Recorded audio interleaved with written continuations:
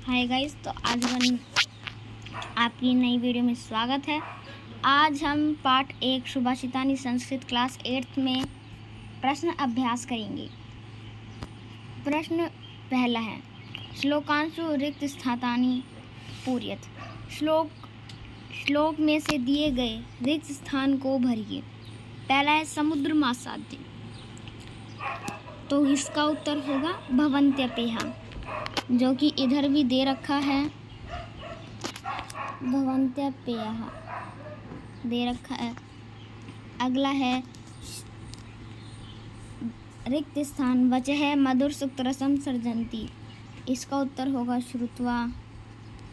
अब अगला है तद्भाग्य देयम परमम पशुनाम, तो इसका उत्तर होगा परमम।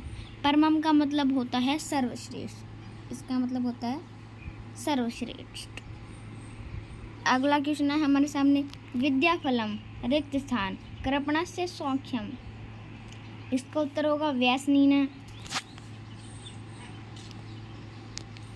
अगला है पौरुषम विहाय यह रिक्त स्थान अवलंबते, ये श्लोक में से आया हुआ प्रश्न है, जिसका उत्तर होगा देव, क्योंकि अगर जब हम इसको मिलाएंगे तो ये बन जाएगा देवमेव अवलंबते, जो हमने श्लोक में पढ़ा था। श्लोक में भी यही है, विहाय पौरुषम यो ही देवमेव अवलंबते। ये अब प्रश्न अभ्यास चल रहा है, तो ये घुमा फिरा के थोड़ा सा दे देते हैं। अगला प्रश्न है, चिंतनिया ही विद्याम रिक्त स्थान प्रतिक्रिया, ये भी श्लोक में से ही है। चिंतनिया ही विद्याम आदावेव प्रतिक्रिया, तो इसका उत्तर होगा आदावेव। तो हम अगले क्वेश्चन की ओर बढ़ते हैं। प्रश्न नंबर 2, ये प्रश्न नंबर 3 है, क्योंकि प्रश्न नंबर 2 है पाठ को सस्वर वाचन करना है, अर्थात पाठ को हमें सस्वर धुन के साथ गाना है। इसलिए दूसरा प्रश्न नहीं आया, तो मैंने वीडियो में ही बता दिया। प्रश्न नंबर 3, प्रश्नानाम उत्तराणि एक पदेन लिखत, प्रश्नों के उत्तरों को एक पद में लिखिए। कह वाला है इस शुरू का पहला, व्यसनीन किम नश्यति, बुरी लत वाले का क्या नष्ट हो जाता है, तो इसमें आएगा विद्या का फल, विद्या का फल।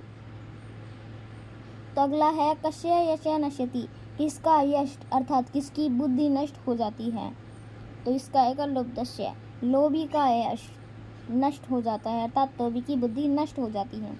मधुमक्षिका किम जनयति, मधुमक्षी का अर्थात मधुमक्खी क्या बनाती है, मधुमक्खी मीठे रस को पीती है और कड़वे रस को भी पीती है, और दोनों को समान में ही बदल देती है, अर्थात वो दोनों को मीठे में बदल देती है, तो इसमें आएगा माधुर्यम।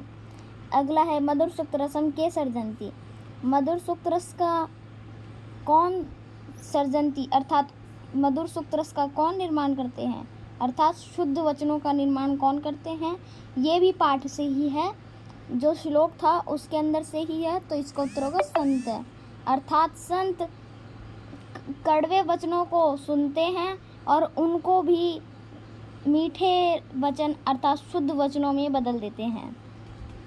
अगला क्वेश्चन है, अर्थिन के भय विमुखा न यान्ति, अर्थात पेड़ है इसका उत्तर, अर्थात महिरू है इसका उत्तर है। क्वेश्चन का मतलब है कि किसके पास से याचक निराश नहीं जाते, किसके पास से नहीं जाते, हमने पाठ में भी पढ़ा था, ये महिरू हुआ, अर्थात पेड़ के पास से कभी याचक निराश होकर नहीं जाते। प्रश्न नंबर 4, अधोलिखितानां तद्भव शब्दानां कृते पाठात् चित्वा संस्कृत पदानि लिखत, आपको ये तद्भव शब्द को बनाना है संस्कृत पद, और इनको संस्कृत पद में लिखना है तद्भव शब्दों को। पहला है कड़वा, कड़वे को संस्कृत में बोलते हैं कटुकम, तो इसका उत्तर हो जाएगा कटुकम। अगला है पूंछ, मतलब पूंछ को तद्भव शब्द में अर्थात मतलब संस्कृत शब्द में बदलेंगे तो ये बन जाएगा पुच्छ, ये पाठ का ही प्रश्न है। और लोभी अर्थात लुब्ध, आपने हमारा अगर हिंदी अनुवाद वाला वीडियो देखा होगा तो आपको पता ही होगा कि इनका अर्थ क्या होगा, क्योंकि हिंदी अनुवाद वाली वीडियो में मैंने इनके बारे में बताया था। तो अगला है मधुमक्खी को संस्कृत में क्या बोलते हैं, आएगा मधुमक्षिका। मधुमक्खी को संस्कृत में बोलते हैं मधुमक्षिका। अगला है तिनका। तिनके को संस्कृत में बोलते हैं तृणम। ये भी पाठ से ही आया है। अगला है अधोलिखितेषु वाक्येषु कृतपदं क्रियापदं च चित्वा लिखत। इन वाक्यों में, नीचे दिए गए वाक्यों में हमको लिखना है कृतपद और क्रियापद, अर्थात कर्ता और क्रिया दोनों लिखने हैं। तो इसके अंदर सबसे पहला वाक्य है निर्गुणं प्राप्य भवन्ति दोषाः। इसके अंदर कर्ता तो है दोषा और क्रिया है भवन्ति। दूसरा वाक्य गुणेषु गुणा भवन्ति। इसमें कर्ता है दो गुणा और क्रिया है भवन्ति, जो अभी मैंने लिख रखा है, ये आंसर्स हैं। अगला है मधुमक्षिका माधुर्यम जनयेत। तो इसका कर्ता होगा, अर्थात काम कौन कर रहा है इसमें, मधुमक्खी किसका निर्माण करती है, मधुर रस का। मधुर रस के अंदर कौन सी क्रिया है, जनयेत, अर्थात पैदा करती है। तो इसके अंदर आएगा जनयेत क्रिया, क्योंकि वो कुछ कर रही है। और मधुमक्षिका अर्थात कौन कर रहा है, वो हो जाएगा कर्ता। तो कर्ता के अंदर आ जाएगी मधुमक्षिका। सब में यही होगा। और अगला है कृष्णस्य मैत्री यशय नाश्यति। कर्ता तो होगा इसमें मैत्री और क्रिया होगी नाश्यति। आज हमारी वीडियो यही समाप्त होती है।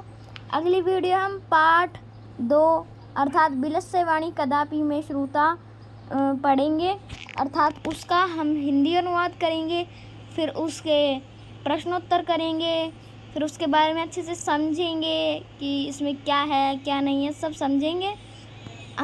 हम अगले वीडियो में मिलते हैं। अगर आपने हमारा चैनल सब्सक्राइब नहीं कराया तो कर लीजिए। हमारा अभ्यास प्रश्न यहीं तक ख़त्म होता है। अब हम आपको अगली वीडियो में मिलेंगे। Bye, thank